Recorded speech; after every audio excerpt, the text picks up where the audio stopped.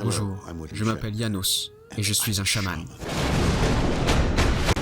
Je suis le lien entre notre monde et les forces de la nature. Je suis Janos et je suis un chaman. Et toi, à quoi tu joues?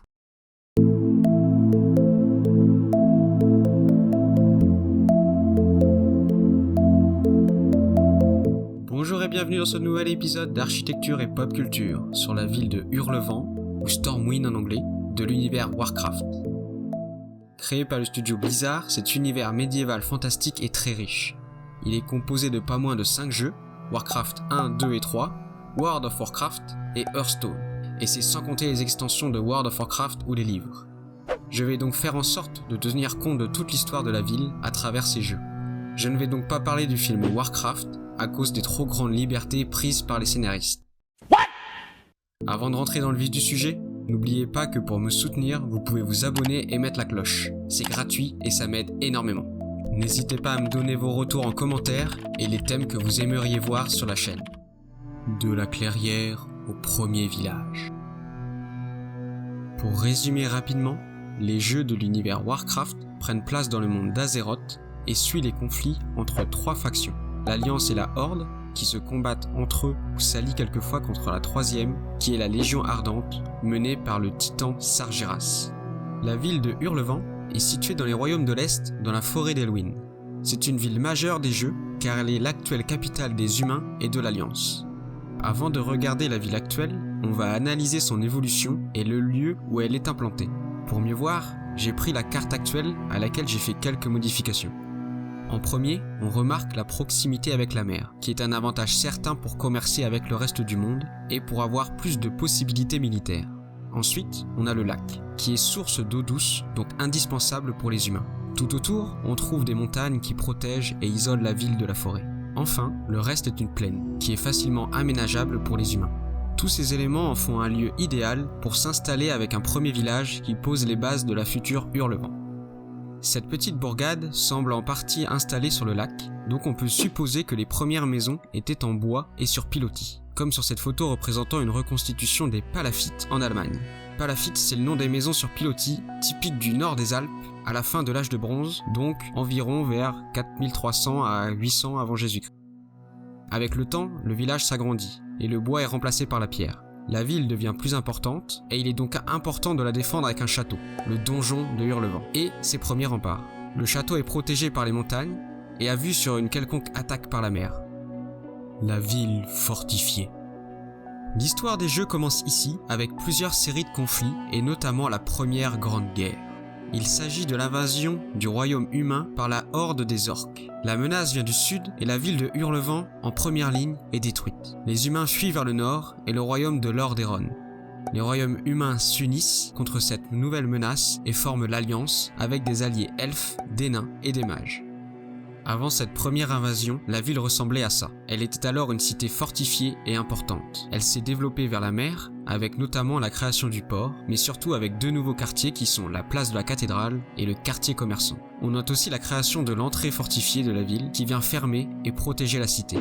La deuxième grande guerre est donc la revanche de l'Alliance contre la Horde. Cette dernière est dissoute juste après. Hurlevent est reconstruite, en commençant par sa cathédrale, comme un symbole de la puissance de la ville et de sa renaissance. Mais la victoire ayant été remportée par l'Alliance entre les humains, les elfes, les nains et les mages, on note surtout l'ouverture de la ville vers ces peuples. Les nouveaux quartiers sont donnés aux elfes et aux mages, et une partie de la vieille ville est donnée aux nains. Le quartier des nains abrite désormais l'entrée du tram des profondeurs, un monorail reliant Hurlevent à Forgefer, la capitale des nains.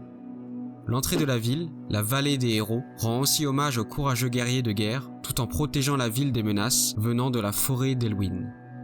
Ensuite, Sargeras vient mettre le bazar avec sa Légion Ardente et détruit plusieurs villes. L'Alliance et la nouvelle Horde, composée d'orques et de taurennes, se disent que c'est franchement pas incroyable si leur monde disparaît, donc ils s'allient et les repoussent. Hurlevent devient la dernière cité humaine et donc le cœur de l'Alliance. Plus tard, l'Alliance et la Horde s'allient à de nouvelles races, se chamaillent entre eux ou se battent ensemble contre des ennemis communs. Contre par exemple un tout petit dragon appelé Eldemort et qui a provoqué un certain cataclysme et qui a détruit une partie de Hurlevent. Le dragon arrive à Hurlevent et incendie plusieurs toits, dont certains de la cathédrale, événement qui rappelle un autre incendie survenu à Paris en 2019. mais c'est surtout la destruction totale du parc qui marque son passage. The whole of Azeroth will break. And all will burn beneath the shadow of my wings.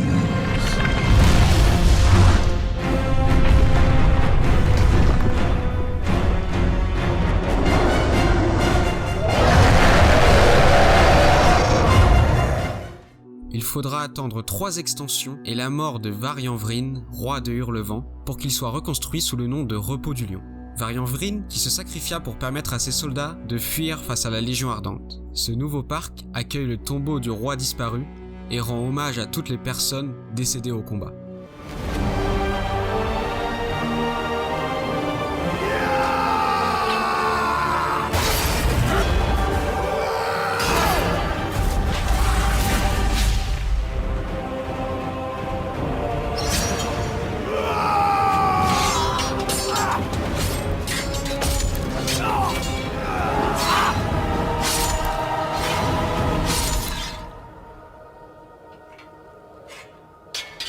Qui aura sacrifié sa vie pour du vent, pour l'Alliance.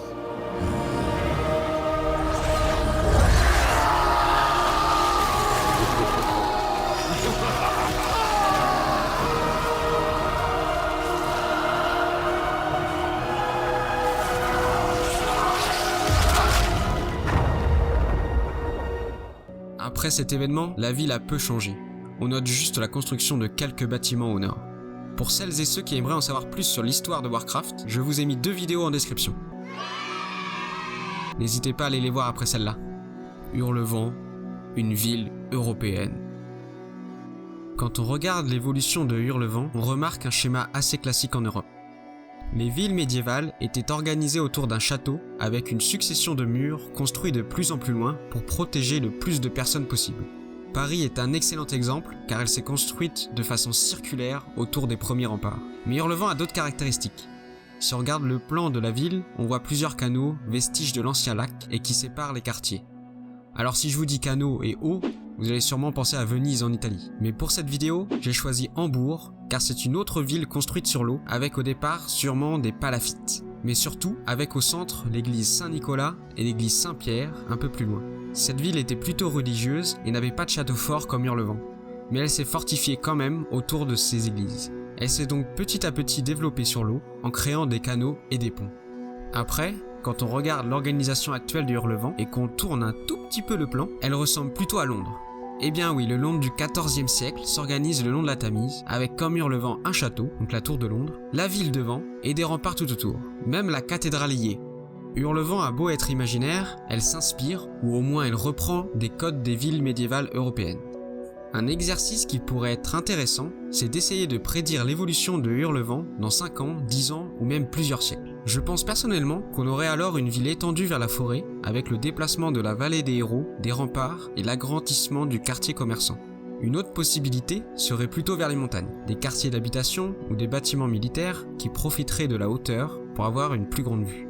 L'aide des nains serait alors très utile pour transformer les pentes très raides en zones constructibles ou pour créer des bâtiments conçus spécialement pour ça. L'architecture de Hurlevent.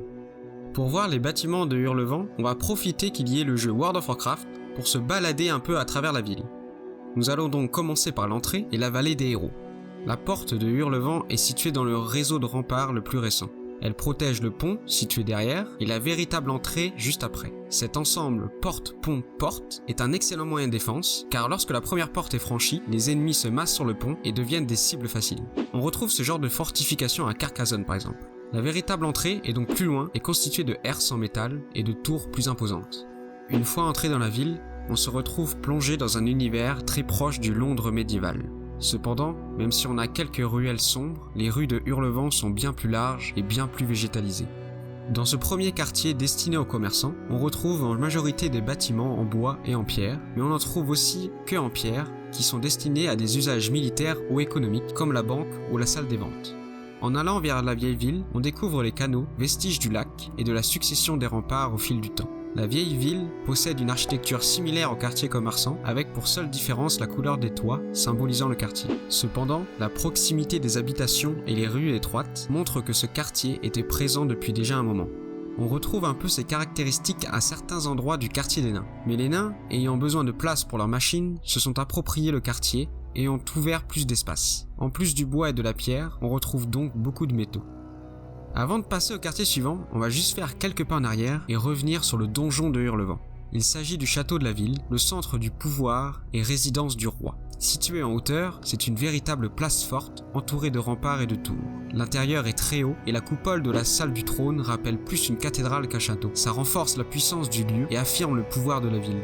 Pour finir avec le château, on peut sortir dans un jardin qui donne à voir les remparts et la mer au loin, comme si les fortifications faisaient disparaître la ville.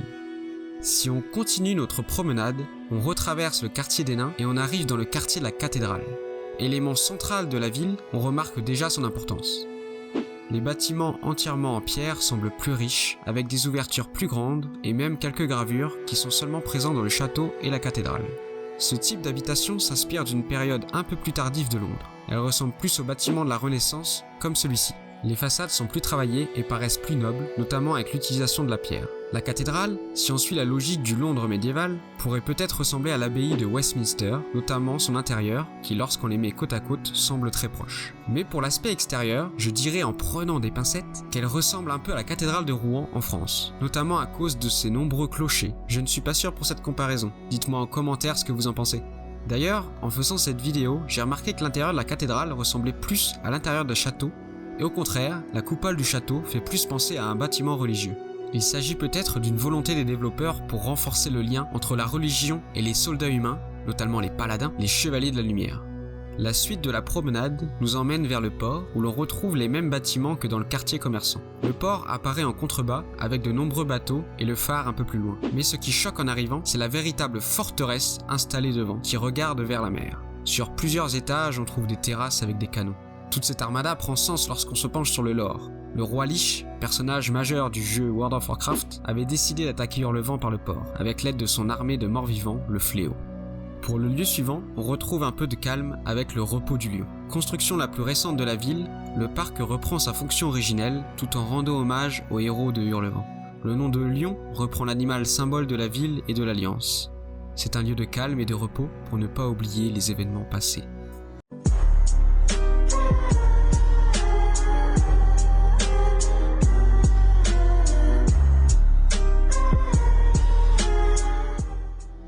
Pour finir, nous allons nous rendre dans la dernière partie de la ville, le quartier des mages.